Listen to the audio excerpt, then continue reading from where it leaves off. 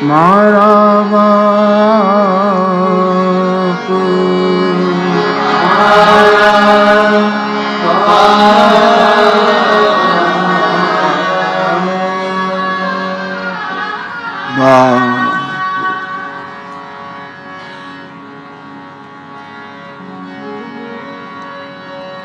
कई प्रकार की ये संगमी भूमि है। इस संगमी भूमि और संगमी भूमिका दोनों को प्रणाम करता हूं। कथा में अनुपस्थित अनंत श्री विभूषित जगत गुरु सतुआ बाबा किसी काम से बाहर होंगे, इसको प्रणाम करता हूं। अन्य सभी पूज्य चरणों में भी मेरा प्रणाम। रोज की तरह सबको याद करता हूं। विद्युत क्षेत्र के आदरणीय महानुभावों को प्रणाम। पूज्य सतुआ बाबा को प्रणाम।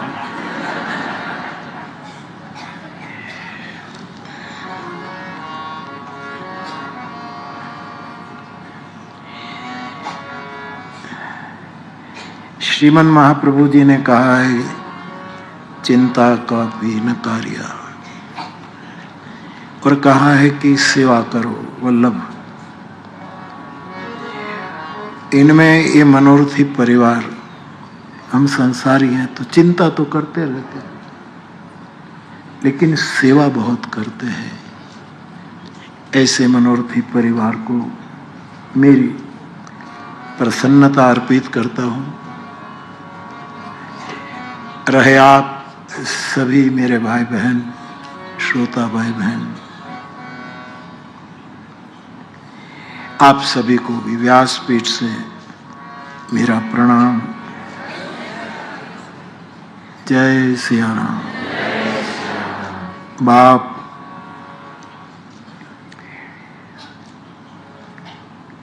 कुंभज ऋषि के यज्ञ आश्रम से कथा सुनकर लौटे शिव और सती रास्ते में भगवान राम का दर्शन करते हैं और भगवान शिव दूर से जो लीला कर रहे हैं, सीता के वियोग में रो रहे हैं, चिल्ला रहे हैं, नरलीला, इस लीलाधर प्रभु का दर्शन करते हुए वो दूर से प्रणाम कर लेते हैं। ये नाटक जो चल रहा है उसमें मेरे कारण कोई भंग न हो जाए, इसलिए दूर से प्रणाम कर लिया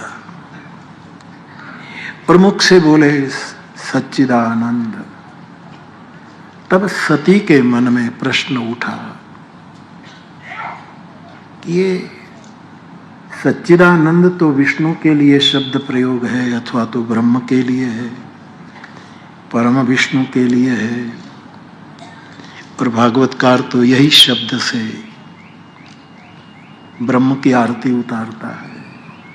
सच्चिदानंद रूपाय विश्वोत्पत्त्यादि हेतवे तापत्रय विनाशाय श्री कृष्णाय वयम नमः। तो ये सच्चिदानंद शब्द विष्णु के लिए उपयोग में आता है। तो विष्णु यदि देवताओं के लिए मनुष्य शरीर लेकर आए हैं तो विष्णु तो सर्वज्ञ हैं, जैसे मेरे पति त्रिपुरारी सर्वज्ञ है। ऐसे सर्वज्ञ विष्णु राम परम विष्णु अज्ञानी की तरह अपनी स्त्री को खोजे और रोए, खो जाई सो कि अज्ञे इव नारी, अज्ञानी की तरह खोज रहे, लता पता खग मृग सबको पूछ रहे हैं रोते रोते। विष्णु तो ज्ञान धाम है, श्रीपति लक्ष्मी के पति है और असुरारी है, आसुरी वृत्ति को मिटाने वाले। ऐसा विष्णु अज्ञानी की तरह सीता की खोज करे, उसको पता नहीं कि सीता कौन ले गया, कहां है, क्या है। और ऐसे विष्णु को चार भुजा है,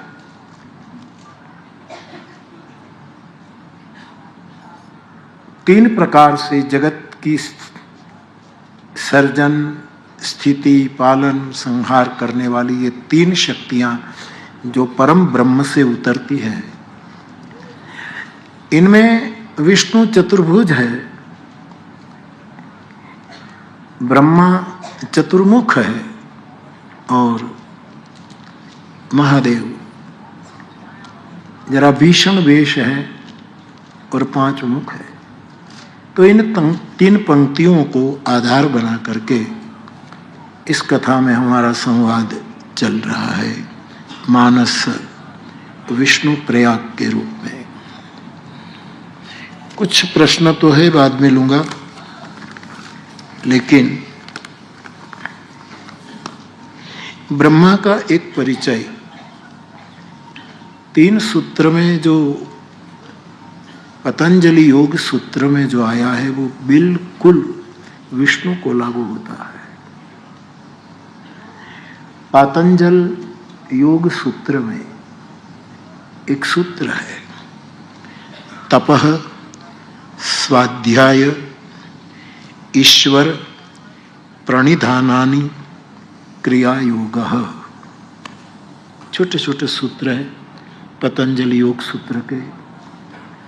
गुरुमुख हो जाए तो सरल है, विद्वत मुख हो जाए तो बहुत क्लिष्ट है। विद्वान उन पर भाष्य, भोज भाष्य, व्यास भाष्य, शंकर, कितने कितने भाष्य आए हैं, यथा समय में अवलोकन करके निर्णय करता हूं। बहुत क्लिष्ट है और किसी साधु के पाले पड़ जाए ये सूत्र तो मां की दूध की तरह वो पिला सकता है। विनोबाजी कहते हैं कि गाय का घी सबको पाच्य नहीं होता। कई लोगों को गाय का घी ज्यादा खिला दो तो पाच्य न भी हो, कई लोग ज्यादा पा भी लेते हैं। सबकी शरीर की भिन्न रचना है और उसकी भिन्न भिन्न स्थिति है। इसे आज किसी ने पूछा कि बापू बीच में आप बोल गए कि व्यक्ति को 8 घंटे की निद्रा लेनी चाहिए। आदमी तंदुरुस्त व्यक्ति को 8 घंटे कम से कम सोना चाहिए, ऐसा सर्वमान्य मत है रसेश। लेकिन हमारी बॉडी की रचना ऐसी है कि ये एक ही सूत्र सबको लागू नहीं होता। मां के गर्भ में बच्चा होता है तो 24 घंटे सोता है, 24 घंटे, क्योंकि आदमी सोता है तब कुछ सर्जन होता है। बच्चा मां के पेट में 24 घंटे सोता है, इसलिए उसके शरीर में विकास होता है। और आज का जो विज्ञान है, आज का जो शरीर शास्त्र है, उसमें मैंने ऐसा भी पढ़ा कि जो बच्चा मां के पेट में 24 घंटे न सोए और बीच बीच में जागे, ये हो सकता है विकलांग पैदा हो जाए, उसके अंग पूर्ण रूप से विकसित न हो, शायद इसकी आंख ठीक से न हो, हाथ पैर में कुछ न कुछ कमी हो। इसलिए आज का विज्ञान कहता है 24 घंटे बचे, क्योंकि उसमें वो जागेगा तो विकास रुक जाएगा। तो 24 घंटे होता है। धीरे धीरे धीरे धीरे धीरे ये बालक, गर्भस्थ शिशु की सोने की सीमा कम होती जा रही है। 22 घंटे सोता है, 20, ऐसे ऐसे सभी महापुरुषों ने उसका एक बहुत अभ्यास करके बताया। और फिर माँ से बाहर आता है तो फिर भी 10-15 घंटे सोया रहता है, गोद में, पलने में, किसी के कंधे पर सिर रखकर सो जाता है। जिसको माँ की गोद मिले और बाप का कंधा मिले वो भाग्यशाली है। माँ की गोद और बाप का कंधा मिले तो क्रमशः नींद कम हो जाती है, अपने आप अंग विकसित होने लगते हैं, ऐसा मैंने पढ़ा। फिर आशीष, तंदुरुस्त व्यक्ति को, जैसे युवान है, उसको कम से कम 8 घंटे की निद्रा करनी चाहिए। ये बहुत जरूरी, बहुत आवश्यक। 2 घंटे और सो तो भी कोई बात नहीं।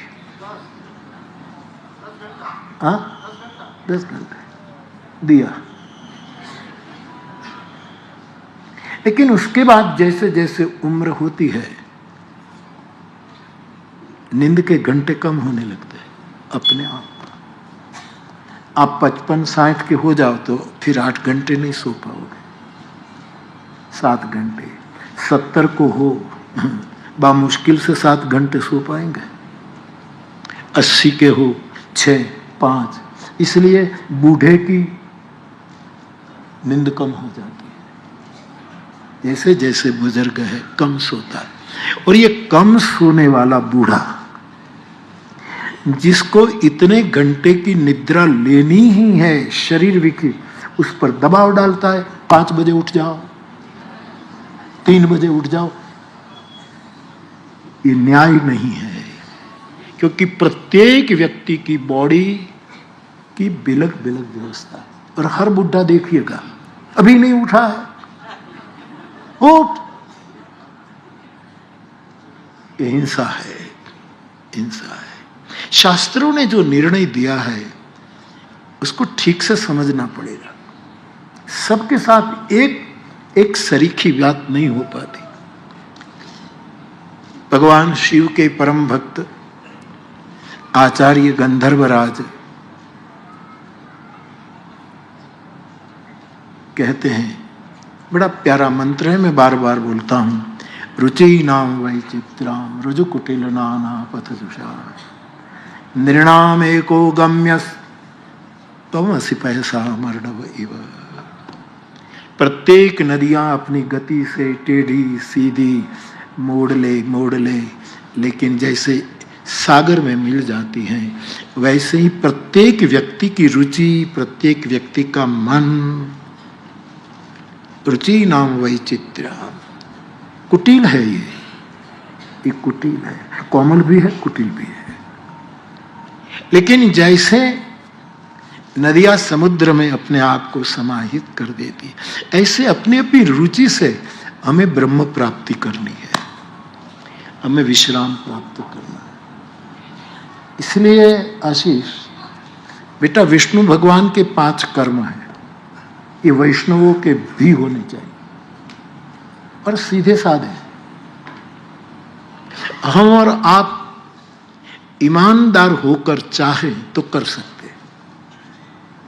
बेईमानी से कहे कि ये तो विष्णु कर सकते हैं, हम नहीं कर सकते, साधु संत कर सकते हैं, हम ना कर सकते, ऐसी दृष्टि से यदि हम सोचे तो नहीं होगा। ये सभी वैष्णव परंपरा के विष्णु द्वारा दिया हुआ हमारे लिए ये पंचकर्म है। हम सबको पंचकर्म करने चाहिए, मैं और आप। एक नित्य कर्म, उसमें मैं ये नहीं कहूं कि इतने बजे जागो, इतने बजे पूजा करो, इतने बजे स्नान करो, इतने बजे पूजा करो, इतने, ये मैं आपको बांधूंगा नहीं, क्योंकि मुझे पता है कि प्रत्येक की बॉडी, प्रत्येक की रुचि भिन्न है। लेकिन नित्य कर्म, क्योंकि गीता ने कहा कि इंसान कर्म किए बिना एक क्षण भी नहीं रह सकता। आप और मैं न चाहे तो भी कर्म करेंगे। लेटे हैं तो पैर हिला रहे, कर्म शुरू है। सोइए, नींद नहीं आई तो करवट बदलते हैं, कर्म शुरू है। सो गए तो सांसें चल रही है, कर्म शुरू है। सांस की आवाज न आए तो दिल धड़क रहा है, कर्म है। धमनी और शिरा में रक्त हमने कोई आयोजन नहीं किया है, फिर भी अपनी मात्रा में वो बेहतर कर्म चालू है। अब मेरे श्रोता भाई बहन, मैं आपसे संवाद कर रहा हूं, सीख नहीं दे रहा हूं। हाँ, हो सके और कर सको तो विनय जरूर करता हूं। 5 कर्म वैष्णवों के, भगवान विष्णु की कथा चल 5। पहला कर्म नित्य कर्म।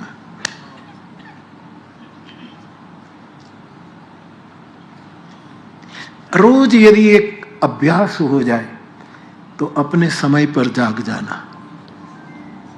लेकिन आपकी बॉडी, जैसे मैंने इसलिए पहले भूमिका बनाई कि सब बच्चा 24 घंटा सोता है, उसको सोने देना चाहिए ही। बुजुर्ग दबाव न डालें कि 7 बजे उठ जाओ, 5 बजे उठ जाओ। नको, तुम्हें नींद नहीं आ रही है और तुम्हारा विकास जितना होना चाहिए, अब इसमें विकास की कोई व्यवस्था नहीं बुजुर्ग में। अब तो विकास रुक जाएगा, छीर्ण छीर्ण होने लगेगा, आंख से कम दिखने लगेगा, शरीर कपने लगेगा, पैर डगमग हो जाएंगे। कुछ अवस्था के बाद शरीर क्षीण होने लगता है, शरीर का क्षरण होने लगता है। तब उसकी निद्रा कम होती है, जरूरत नहीं है, क्योंकि अब विकास रुक गया। अब इतनी स्वाभाविक एक घटना घटती है। तो हमें नित्य कर्म करना चाहिए, और वो नित्य कर्म भी सामने वाली व्यक्ति को देखकर उसको सूचन करना चाहिए। अब नित्य कर्म की व्याख्या में मैंने जो तपस्वाध्याय ईश्वर प्रणिधान कर्म योगा, क्रिया योगा, पतंजलि, उसको ग्रहण करके मैं आपसे संवाद कर रहा हूं।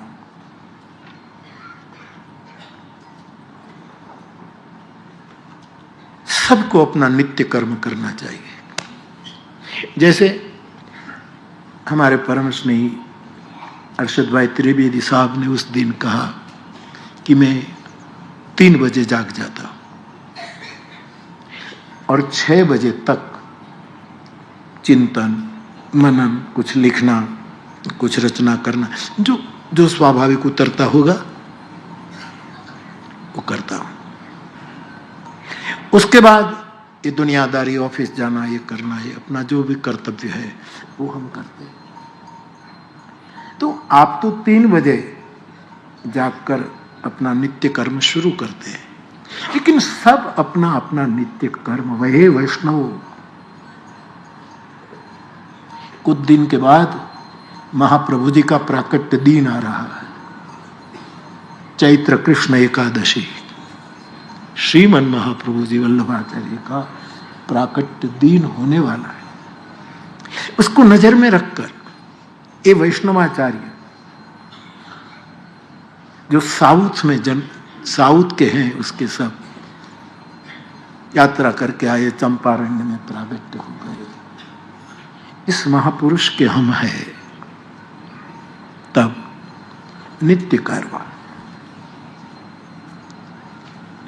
कि बॉडी यदि सहमत हो जाए तो एक समय आपने ये भी कहा कि मैं 3 बजे उठता हूं तो 1 मिनट वो भी नहीं होती, 1 मिनट ये भी, ये एक शरीर बहुत साथ देता है, घड़ी खाक साथ देती है। आज ही मैं आधे घंटा लेट उठा, आज ही मैं 5 बजे दरवाजा खोल लेता हूं, जागता हूं सोया हूं ये मैं जानू, लेकिन मैंने दरवाजा 5:30 तक मैं बाहर नहीं आया। तो नित्य कर्म में पहले अपने समय से, मुझे ओशो का एक वक्तव्य बहुत प्रिय लगता है। जैसे हमारे यहां कहा गया कि साधु को ब्राह्म मुहूर्त में जाग जाना चाहिए। ब्राह्म मुहूर्त, हमारा मेहता नरसी कहता है, रात रहे जागरे पाछली खट घड़ी, साधु पुरुषे सुई न रहो। निद्रा, देखो क्या नित्य कर्म बता रहे मेरा मेहता। निद्रा नहीं पर हरि, समरवा श्री हरि। हे हरि, हे हरि, हे हरि। निद्रा नहीं पर हरि, समरवा श्री हरि। और देखो वेदांत और भक्ति का समन्वय मेहता के शब्दों में। निद्रा ने पर हरि, समरवा श्री हरि, ये भक्ति है। हे हरि, हे हरि, हे हरि। हे राम शब्द उच्चारने से सबको गांधी की मृत्यु याद आ जाती है, और ये हरि पुकारने से जीवन याद आता है। एक ही है। इसलिए गोस्वामी जी, हे हरि, हे हरि, हरि तुम बहुत अनुग्रह कीनो, साधन धाम विबुध दुर्लभ तरु, हम ही कृपा करि दीनो। हरि, हे हरि। कितने कितने पद विनय में ही हरि से शुरू हो रहे हैं। तो नरसिंह मेहता कहता है वेदांत और भक्ति, जो महाप्रभु जी ने भी समन्वय किया, यद्यपि उसका शुद्धाद्वैत है, यद्यपि वल्लभ परंपरा का, उसमें हम न जाए, ये बड़ा विस्तार वाला प्रसंग है।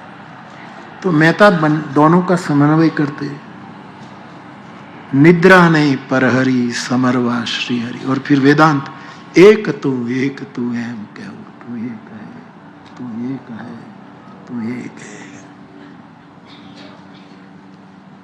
ब्रह्मलोक एक नाथम, तू एक मात्र नाथ है, तेरे सिवा दूसरा कोई नहीं है। जैसे मीरा कहती है, मेरे तो गिरधर गोपाल दूसरा न कोई।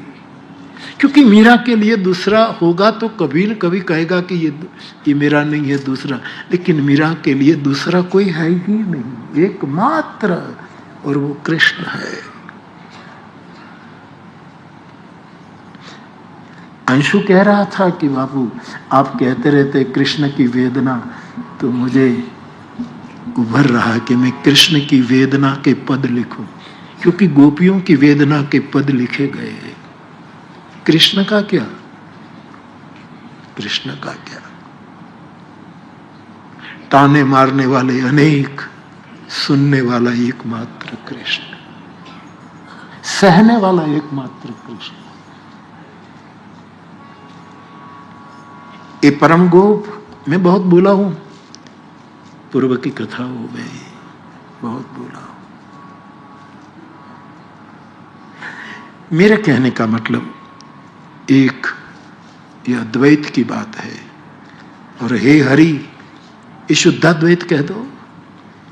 मैं और मेरा हरि, मैं और मेरा राम, मैं और मेरा परमात्मा। मैं तुझे देखूं, तू मुझे देख, देखते देखते हो जाए एक। नजर ने नजर से मुलाकात कर ली, रहे दोनों खामोश और बातें कर ली। शुद्धाद्वैत। तो मेहता जी कहते हैं कि ऐसा करे, साधु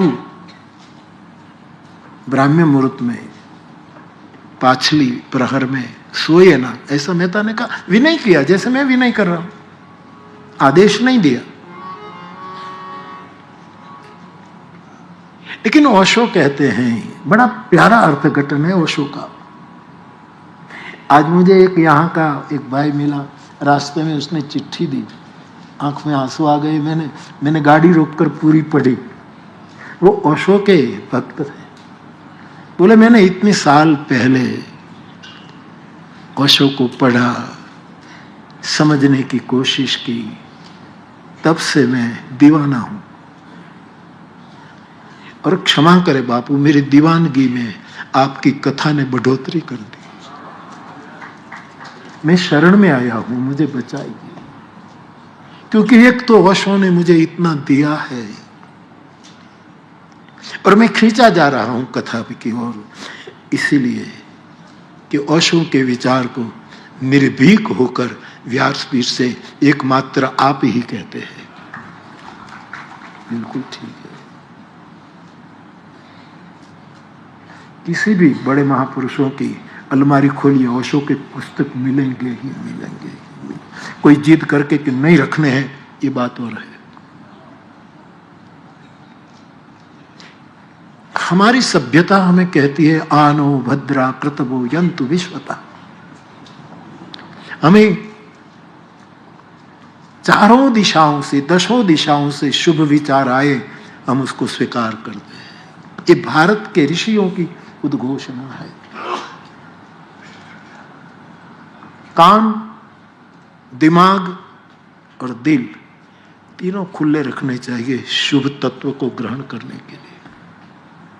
हम बंदियार हो गए। भगवान महावीर स्वामी की बात करने वाला बुद्ध की बात नहीं करता, बुद्ध की बात करते हैं, महावीर स्वामी से दूर भागता है। शंकराचार्य की बात करता है, वो रामानुज के दूर भागता है। सबको सुनो, सबको सुनो। राशिद का गजल का एक टुकड़ा हम गाते रहते हैं। ये बच्चों को विनय करो, बताओ। एक सूफी, एक शायर, चलो एक साधु। कबीर मनीषी, मैं कल कह रहा था अंशु को, कवि मनीषी है। कवि को परमात्मा ने अपनी विभूति के रूप में प्रतिष्ठा प्रदान की है। कवि नाम उशना कवि, भगवत गीता। कवियों में मैं हूं।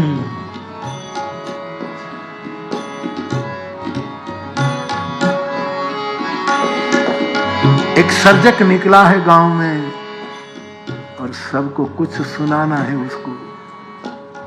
गली गली घूम रहा है, लेकिन वो कहता है मैं किसको गजल सुनाऊं, किसको गजल सुनाऊं। वो एक गजल है ना, किसको गजल सुनाऊं तुझे देखने के बाद है।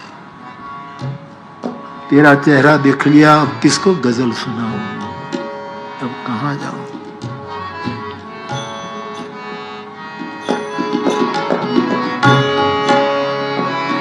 तो साधु निकला है गांव में बंजारा लेकर, बनकर रबाब बजाता हुआ, एक तारा लेकर बाउल की तरह अपना वाद्य बजाता बजाता बंगाल और उड़ीसा के गांवों में घूम रहा है।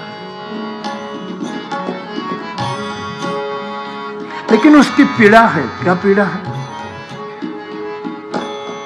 राशिद किसे सुनाए,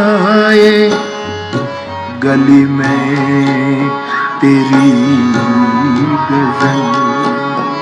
तेरी गली तक आ गया, मैंने दुनिया को छोड़कर घूमता घूमता तेरे गांव तक आ गया। गांव में तू कहां है, उस गली तक मैं आ पहुंचा। राशिद किसे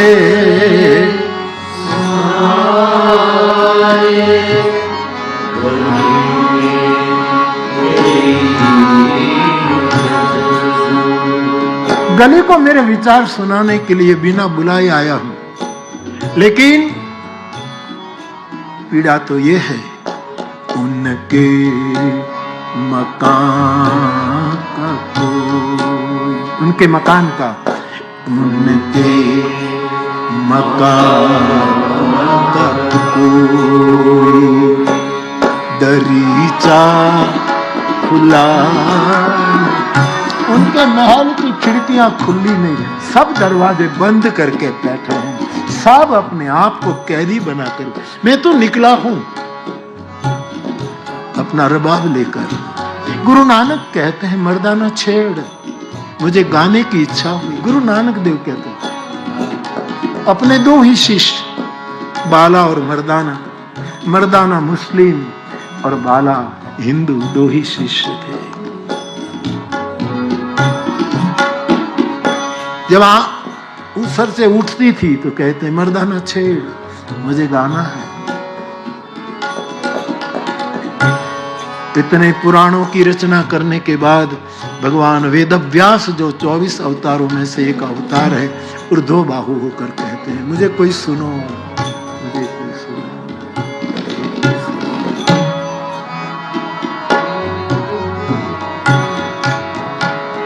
लोग शास्त्र सुनते हैं, सदगुरु को कहां सुनते हैं? लोग पंडित को सुनते हैं, बुद्ध पुरुष को कहां सुनते हैं? शास्त्र में कल भी हम बैठे थे तो बता रहा था, एक बूढ़ा महात्मा था, अशोक ने कही हुई बात है। एक बूढ़ा महात्मा था, तो एक युवक उसके पास दीक्षा लेने आया। बोले मैं निपट गवार हूं, अनपढ़ हूं, मुझे आप दीक्षित करें। तो महात्मा ने कहा बैठो बैठो बैठो। बैठते 2-3 दिन निकल गए। इतने में एक पढ़ा लिखा ये जो आदमी आया था, उसकी उम्र का एक दूसरा बड़ा विद्वान व्यक्ति आ गया उस बुजुर्ग साधु के पास। स्वागत किया। एक निपट गंवार, एक नितांत साक्षर।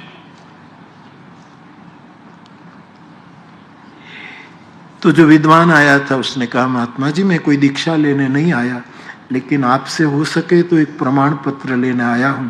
आप कहो तो मैं आध पौन घंटा कुछ मेरे विचार प्रस्तुत करूं, फिर आप कहना कि ठीक है कि नहीं। और ये आदमी बोलने लगा, बड़ा प्यारा बोल रहा, सुनने वाले स्तंभित हो जाए, ऐसी वाणी। शंकराचार्य कहते हैं कि एकदम धारावाहिक कोई बोलता हो, शब्द की जड़ी बरसती हो, जगत गुरु कहे, लेकिन ये होने से भुक्तये न तो मुक्तये, तुम बंधन में गिर जाओगे, मुक्त नहीं हो पाओगे, अनपढ़ हो जाओ। हिम्मत हो, हिम्मत हो, हिम्मत हो तो जितना पढ़ा है उसको भूल जाओ। इन्हीं लोगों ने पाया है जो सब कुछ होते हुए सब को छोड़ देता है। कृष्ण इसी लफ्जों में बोले हैं सर्वधर्मान परित्यज्य, सब छोड़ो। तो वो आदमी आया, बहुत अद्भुत बोला। वो बुजुर्ग भी बहुत एकाग्र बनकर सुन रहा है। वो गंवार आदमी आया था, वो तो बेचारा ऐसे ही बैठा,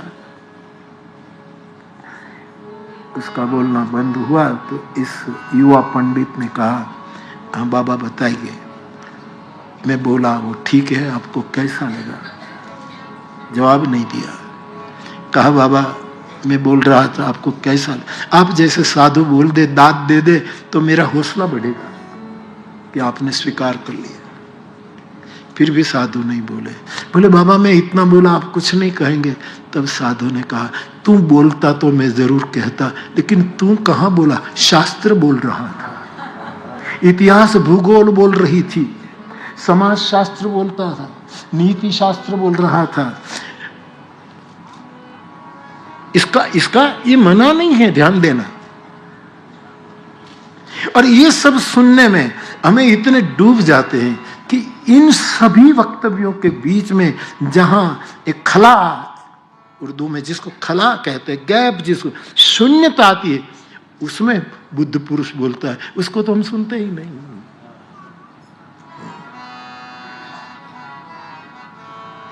हमने विद्वानों को सुना है, शास्त्र को हम राम कथा सुन लेते, सुननी ही चाहिए, गीता सुन लेते, लेकिन अपने बुद्ध पुरुष को कहां सुनते?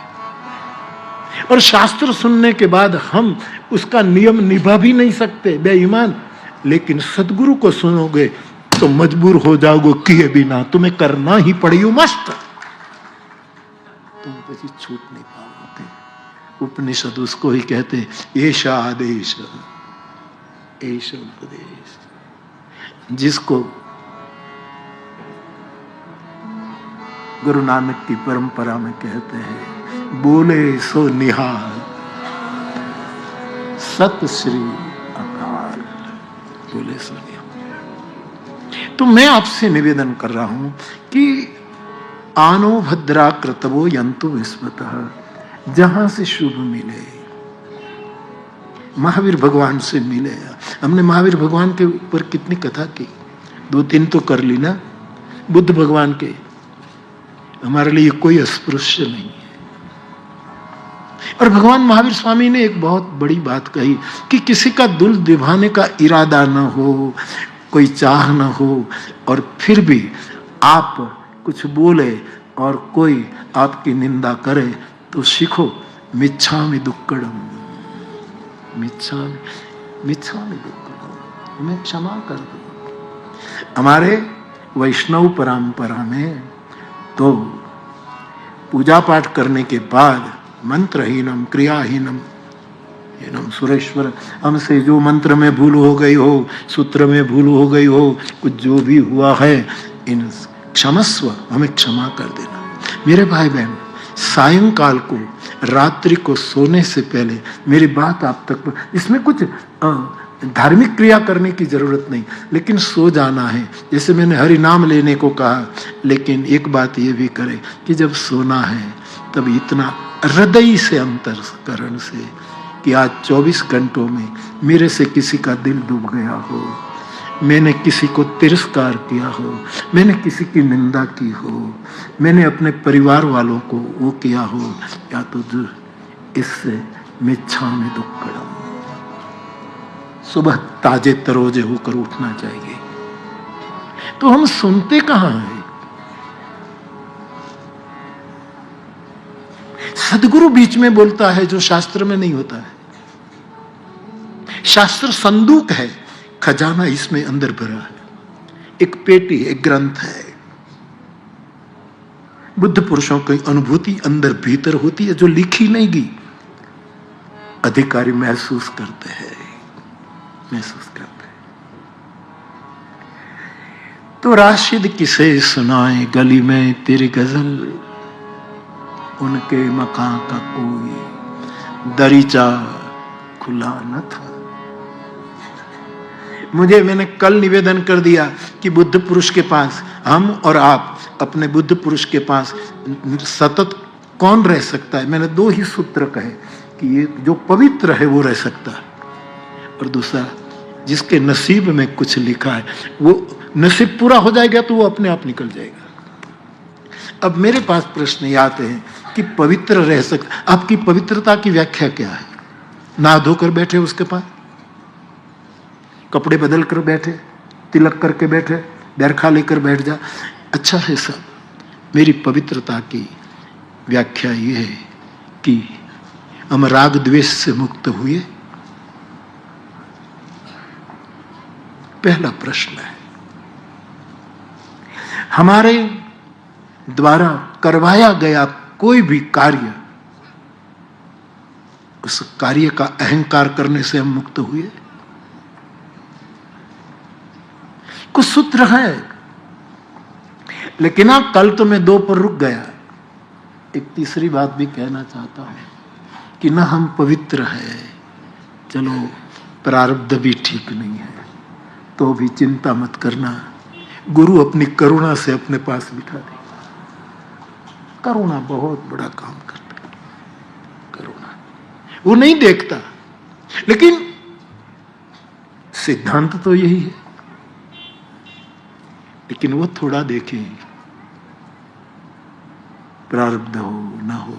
ठाकुर रामकृष्ण परमहंस के बारे में मुझे हरीश भाई बताते रहते हैं, अपने जोशी साहब। एक बार उसने बताया कि एक बहुत बुरा आदमी, हर प्रकार की कमजोरियां उसमें थी, हर प्रकार मानी हर एक कमियां उसमें थी, लेकिन बुद्ध पुरुष से उसकी मोहब्बत थी। तो ठाकुर को देखे बिना, इधर जाए बिना रह नहीं सकता था, तो दूर बैठ जाता था। और इतनी बुरा, इतना वो करता था, लेकिन बिना ठाकुर रह नहीं चाहता। तो ठाकुर के कुछ निजी भक्त उसको कहते हैं कि इतने महापुरुष के पास बैठता है, अब तो थोड़ा सुधर, अब तो थोड़ा सुधर। तो वो कहता, मैं नहीं सुधर पाऊंगा, मैं तो गड्ढा हूं। शब्द है गड्ढा, गड्ढा हूं। तो फिर तेरा कल्याण। बोले ये जो बैठा है ना बुद्ध पुरुष, उसकी करुणा बहेगी ना, तब मेरा गड्ढा भर जाएगा, मुझे कुछ करने की। ये बड़ा प्यारा है। तो ये तीसरा, कल 2 तक मैं रुका था, और कई लोग कहते ये तो हमसे नहीं होने। तो तीसरा है करुणा। करुणा। शिव क्या करता है? सांप को भी स्वीकारता है, विष को भी स्वीकारता है, भूत को, प्रेत को, गणों को, गंधर्व को, मुनियों को, साधकों को, विषयियों को, सिद्धों को, गंगा को और गरल को, दोनों का स्वीकार करता है। एक करुणा है। इसलिए शिव की स्तुति में हमने सदैव यही शब्द का प्रयोग किया है, कर्पूर गौरम करुणावतारम, करुणावतारम, करुणावतारम। तो एक बात तो हमें अपने कान खुले रखने चाहिए। तो मेहता ने भी ये कहा, तो ओशो बड़ी प्यारी बात कहते हैं कि ब्रह्म मुहूर्त में जागना चाहिए लेकिन साधु को। लेकिन ओशो कहते साधु जब जागे वही ब्रह्म मुहूर्त है। ये कोई शब्द की किरणा नहीं लगती मुझे, ये अनुभूति है। हे हरि कहकर साधु जागे वही ब्रह्म मुहूर्त है, वही चौथा प्रहर है। चौथा प्रहर कहते हैं मोक्ष का। चौथा प्रहर मानी मोक्ष। पहला प्रहर धर्म, दूसरा प्रहर दिन का गिनो तो दूसरा प्रहर है अर्थ कमाना, ऑफिस जाना, धंधा करना। तीसरा प्रहर है कुछ एंजॉय करना, पिक्चर देखना, शाम तक लौट आना, और फिर ये सभी झंझट करके पूरे दिन के कार्य करके अपनी बेड में सो जाना। ये चौथा प्रहर मोक्ष है। तो साधु जब जगे, इसका मतलब नियम भंग ना हो। तो नित्य कर्म में पहली वस्तु हमारे बॉडी के अनुसार हम जागे, बस। अर्षद भाई, मैंने बहुत बार कहा, मैं शुरुआत में 3:30 बजे उठता था, रोज 3:30 बजे। आप सीनियर हैं, बहुत साल तक मैं 3:30 बजे उठता रहा। लेकिन फिर मुझे लगा कि इतना जल्दी उठने की जरूरत नहीं है, और फिर प्रमाद आ जाता है, थोड़ी शरीर में वो होने लगता है और हरि नाम छूट जाता है। उस जागृति का क्या कारण है जो हरि नाम भुला दे? हरि नाम ही जागृति है। तो फिर मैं 4 बजे उठूं, फिर अब जब उठ जाता हूं।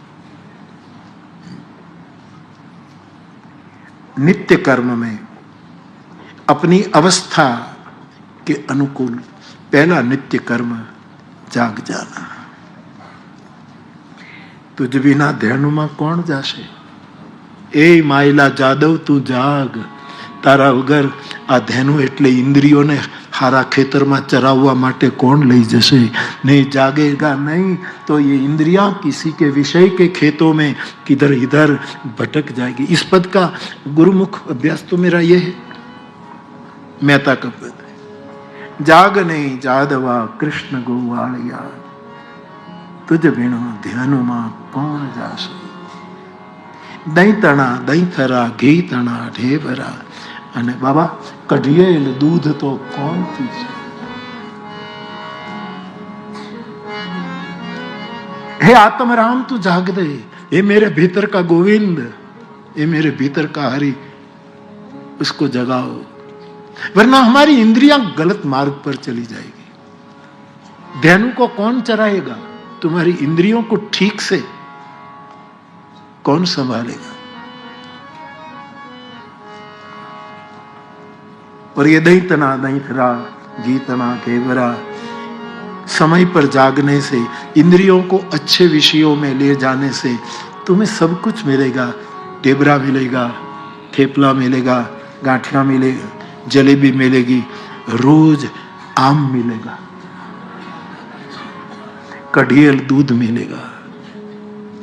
ये पीछे कौन पीछे? समय बीत जाएगा तो कौन पिएगा? कौन पिएगा?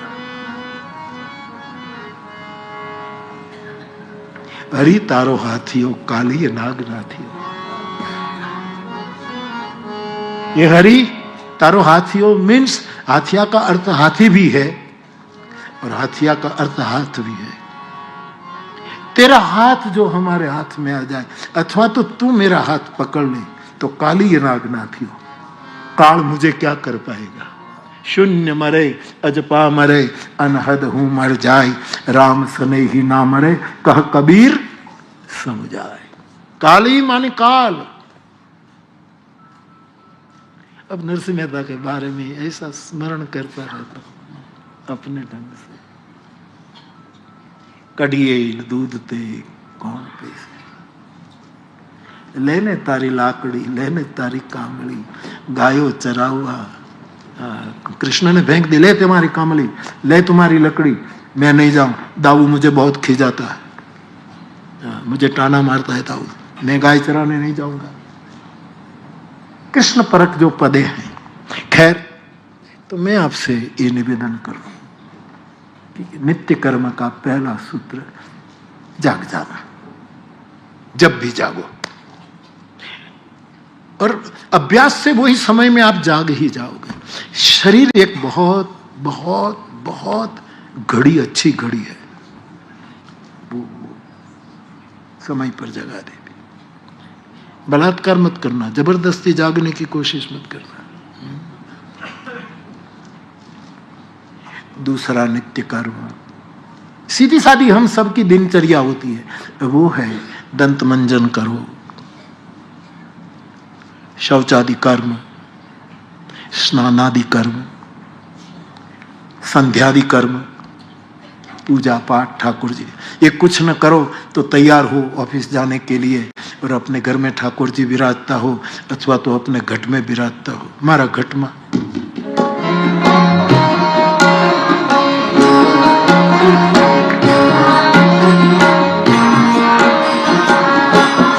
मारा घट में विराजता श्रीनाथ जी, गंगा जी,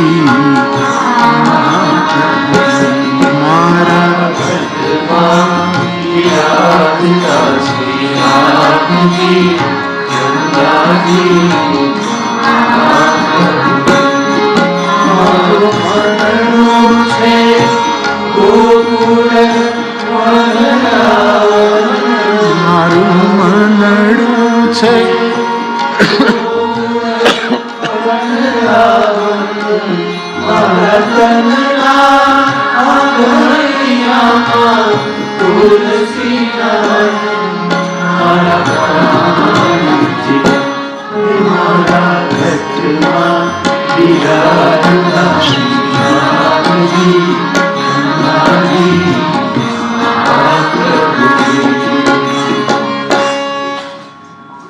श्याम सुंदर श्री यमुने,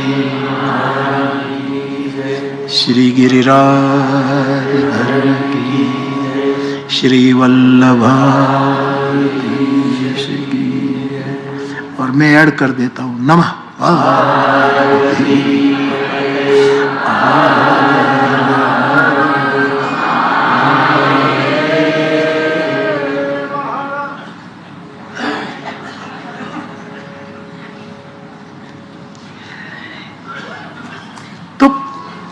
घट में प्रणाम करके, अपने घर में ठाकुर जी विराजमान हो तो वहां 5 मिनट प्रणाम कर। नित्य कर्म में, रोज में। यदि आप स्वाध्यायी हैं तो रामायण, गीता, भागवत, कोई भी आपका सदग्रंथ हो, मुझे क्या आपत्ति है। आप धम्मपद पढ़ो, आप आगम पढ़ो, मुझे कोई तकलीफ नहीं है। कोई भी लोग उसका स्वाध्याय आदि रोज जो करते हो, मैं कोई ये आपको बता नहीं रहा कि ये करो, आप जो करो वो नित्य कर्म हमेशा करना चाहिए।